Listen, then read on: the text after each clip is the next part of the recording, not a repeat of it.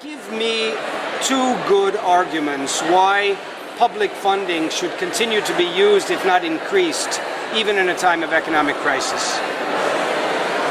Well, there is one overriding argument, and that is that culture enriches people's lives. A civilized society spends money on things which make its citizens' lives better. And that includes healthcare, public transport, education, culture. But I think there are two specific things that the money does. One is to invest in the artists. And if you're not encouraging new artists to do work, then the whole cultural life of our planet, or let us call it Europe, disappears. And the second is to make that richness available to everyone. And that's why you need the money. The rich, the very rich, can afford to buy their own paintings. But most of us go and see paintings in art galleries.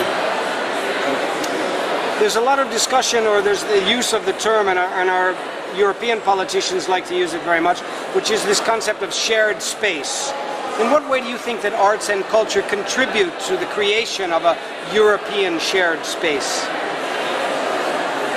Well, I think that one of the crucial things that binds Europe together, and one doesn't have to think too far back into history to remember times when it wasn't bound together, is that it does share certain cultural values.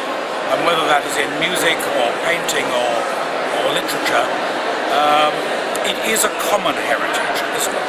And I feel, working in the world of opera, that I have a bond in which I can speak to someone from Ukraine or someone from Portugal, and it'll be a different conversation, but there is something which does pull us together. And I think that applies in most of the arts. It applies in movies. It applies in pop music.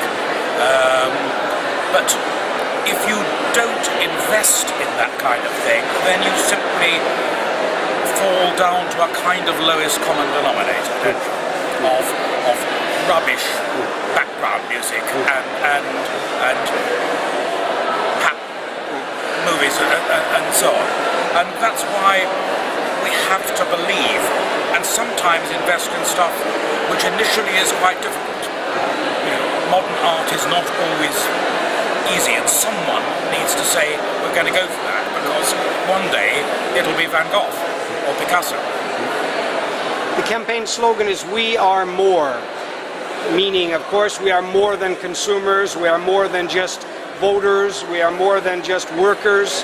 What does arts and culture make us more of? Richer people, I think. By which I don't just mean that we can earn more money, but with a richer inner life to share with our friends, with our children, and indeed with people from other cultures. I think one of the things that has most struck me over recent years is what a hunger there is in other parts of the world for European culture. I've recently been in China, and it's a bond that pulls us together. Now, you can pretend that this will help us in our trade negotiations with China. I'm not particularly concerned about that. Maybe it does, maybe it doesn't. It's what people call soft diplomacy, I believe.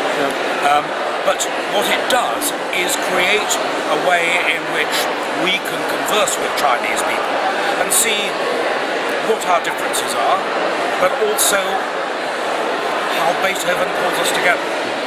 Thank you very much, Nicholas.